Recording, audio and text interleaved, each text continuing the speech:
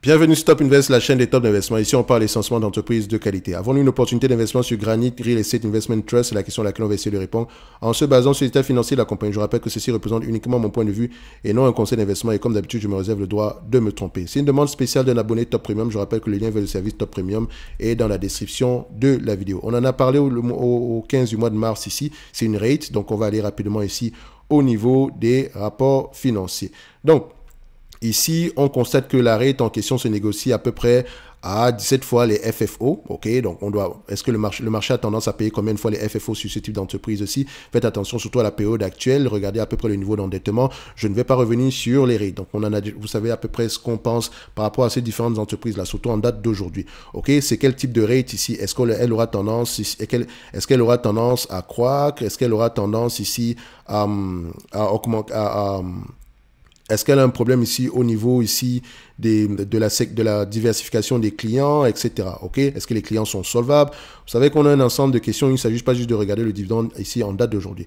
Donc, c'est un business qui a tendance à se négocier aux alentours de 17 fois les bénéfices. Sur les dernières années, le marché a été très optimiste en payant à peu près du 20 fois les bénéfices par là.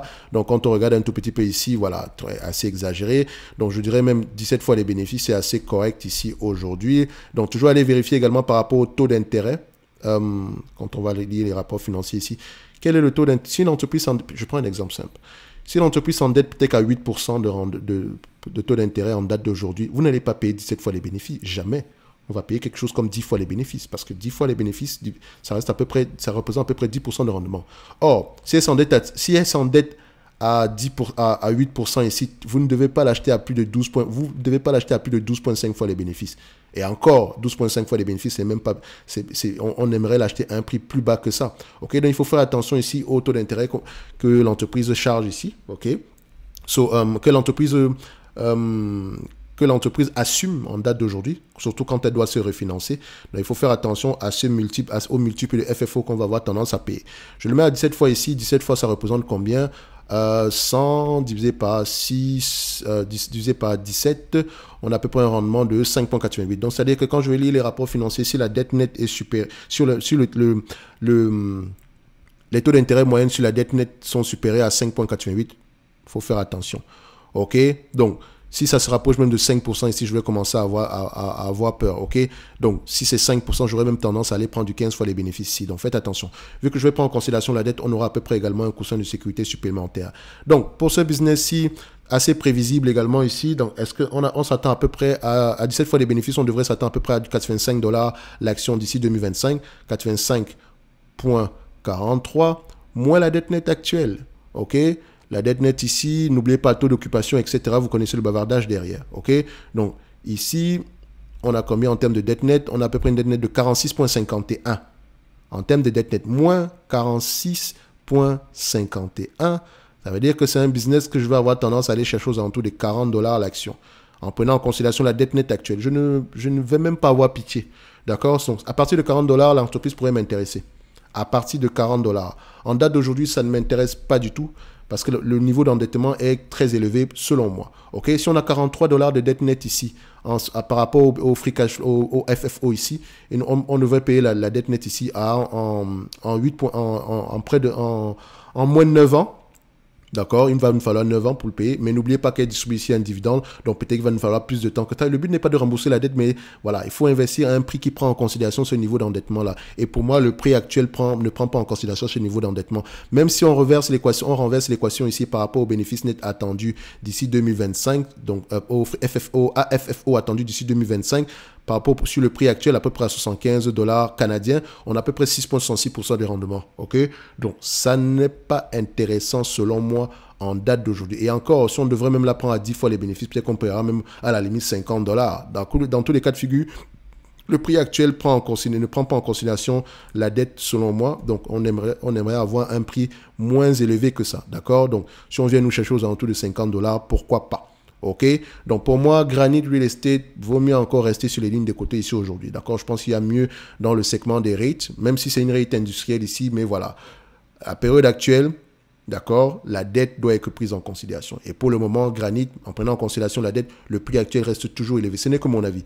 Est-ce que le dividende, elle a les moyens de le payer? Oui, elle a les moyens de payer ce dividende-là, mais tant qu'on reste en dessous de 80% ici de 80% ici de payout ratio par rapport à FFO ici, pour moi, c'est correct. Ok, donc du point de vue dividende, ça va, mais tout va maintenant dépendre ici de la maturité de la dette qu'elle a présentement. Donc, le niveau, est-ce qu'on doit repayer la dette ici sur 5 ans, 10 ans, et quand on essaie de se refinancer, on se refinance à combien? Donc, ce sont des questions que je vais avoir tendance à poser quand je vais lire les rapports financiers. Dans tous les cas de figure, pour moi, Granit au prix actuel, même avec ce 4%, ça ne m'intéresse pas. Donc, idéalement, on aimerait aller la chercher aux alentours de $50, et à $50 ici, voilà, par rapport aux bénéfices, par rapport au dividende qu'elle paye en date d'aujourd'hui, on pourrait avoir un rendement potentiel de 6%. Donc, on attend, en tout cas pour moi, c'est mon avis, ok?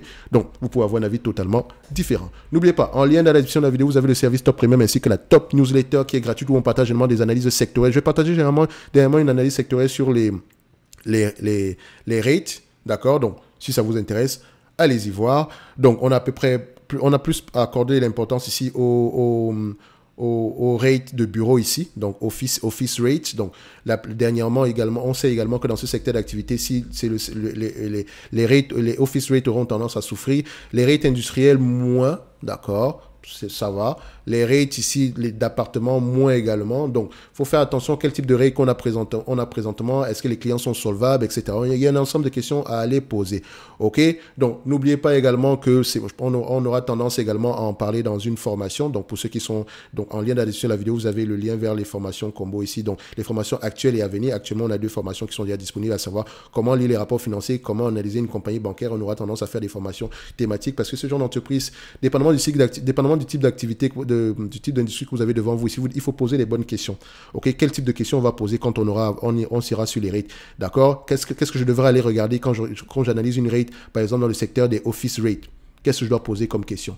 Ok, parce que c'est bien de regarder les bénéfices nets, etc., les marges, machin, mais en fait, vous allez vous rendre compte que si vous achetez une entreprise en vous basant uniquement sur des éléments quantitatifs, si le prix de l'action ne se reprend pas directement, vous aurez tendance à vous poser 1 milliard de questions. Et tout simplement parce que vous n'avez pas fait les rapports, vous n'avez pas lu les rapports financiers. Il faut comprendre comment est-ce que l'industrie fonctionne, quelle est la dynamique derrière. Ok, donc ça ne prend pas 15 minutes. Donc si vous n'êtes pas capable de faire le travail nécessaire, allez acheter un ETF. Ok, allez acheter un ETF. Si vous faites du stock picking, il faut bien le faire.